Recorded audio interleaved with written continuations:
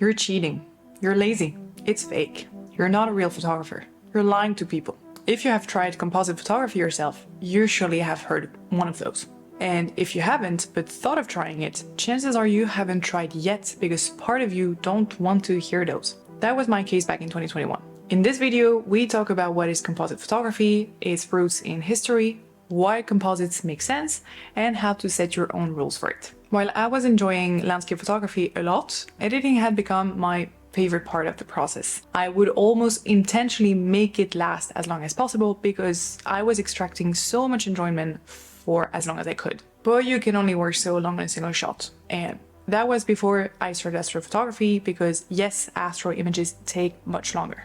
On top of that, I became frustrated by the limitations that I was put through, namely weather conditions when shooting, misalignment of elements in a scene that would make it very difficult to always get exactly what you want where you want it. And when shooting stars, the foreground would be dark and lack details if kept in a single shot. For all those reasons, I decided to give it a try. Not an easy decision at the time because I was fighting the internal battle of what would people think about me. If I fail at it, will it make all my previous images, single shots, lose all their value and credibility? Or will I still be considered part of the landscape photography community? After a few years of doing it, now I realized those fears and fights were mostly happening in my head. I created them. Never have I felt more connected to other photographers, and 90% of the ones I know are not composite photographers, or at least they don't claim it. My images and photography skills have skyrocketed in quality, and I have never felt as fulfilled about my photography as now. One thing made this possible though: transparency. Would I have tried to either deny or just don't disclaim I was doing composites, my stance would be very different right now. Now let's dive a little into what composite photography really is, how it made its way throughout history, the reasons for doing it, and the rules that I set for myself. Composite photography is a creative and technical art form that merges two or more images into a single cohesive photograph. This technique allows photographers and digital artists to craft scenes that transcend the ordinary, combining elements from various sources to create imagery that might be impossible to capture in a single shot. The process involves selecting, editing, and blending different photographs or components, mostly with the help of softwares like Photoshop. At its core, composite photography is about storytelling and imagination. Its purpose is not to represent reality as it is. It's the combination of nature and human creativity at work. It offers artists the freedom to construct surreal scenes or realistic environments with elements that were not presented exactly together in reality. The art of composite photography requires not just an eye for composition and detail, but also a deep understanding of lighting, color theory, and perspective. The shooting process to create composites is significantly different from single shots. At least this is what I experienced. Now, compositing doesn't mean creating something that looks far away from reality either. This is why to make it look as realistic as possible, you need to carefully angle and capture your elements so that when you put them back together, the difference is almost indiscernible. Each element must be carefully selected and adjusted to match the lighting conditions, the angles, and the scale of the base image to ensure a believable and seamless result. And it's this meticulous attention to detail that sets apart high-quality composite images, making them appear as if every component was indeed part of the original scene.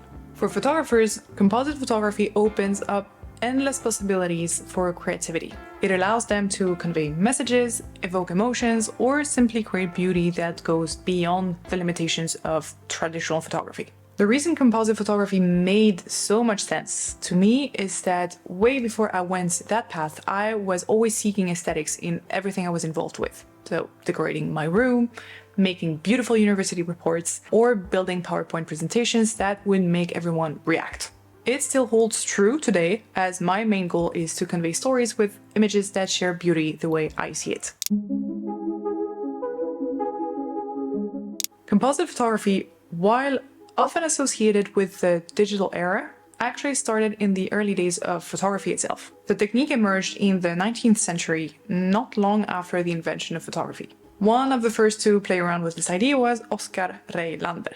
Back in 1857, he created a piece called The Two Ways of Life by piecing together over 30 different shots. I believe it was 32. Fast forward to the 20th century, and you've got Jerry Olsman, if I pronounce it well, turning heads with surreal, dreamlike images. He did all this magic in the darkroom, using multiple photos and a lot of creativity to make scenes that look straight out of a fantasy world. And of course, the good old debate, Ansel Adams. Renowned for his breathtaking black and white landscape photographs, he occasionally employed techniques that could be considered early forms of composite photography. Now, while Adams is still best known for his mastery of the darkroom and his development of the zone system, if you're interested about it, I leave a link in the description down below. His work mostly focused on traditional photography techniques. Though not a composite artist in the modern sense, his innovative techniques really laid the groundwork for future generations to explore photography further, including the use of composites.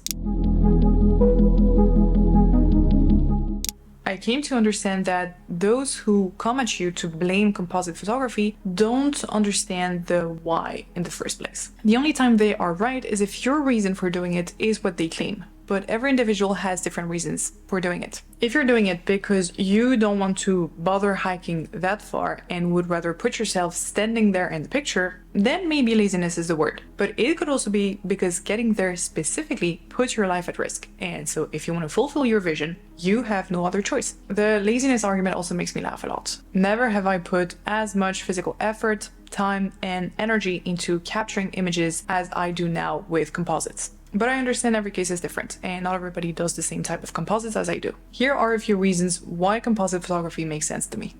Creative freedom. Composite photography breaks the constraints of reality, allowing you to merge elements from different scenes that can't be witnessed in nature as such. It's really all about letting your imagination run. Unattainable scenes. Sometimes the vision in your mind can't be captured in a single frame, due to either physical limitations or the impossibility of certain conditions coexisting. Composites make these visions possible. Control over lighting and atmosphere. By combining elements from various photos, you can achieve perfect lighting and atmospheric conditions that might be very difficult to get or to find in a single shot. Storytelling. Composite photography allows for really complex narratives to be built within a single image, combining various elements to tell a story or convey a message more powerfully than a single photograph might.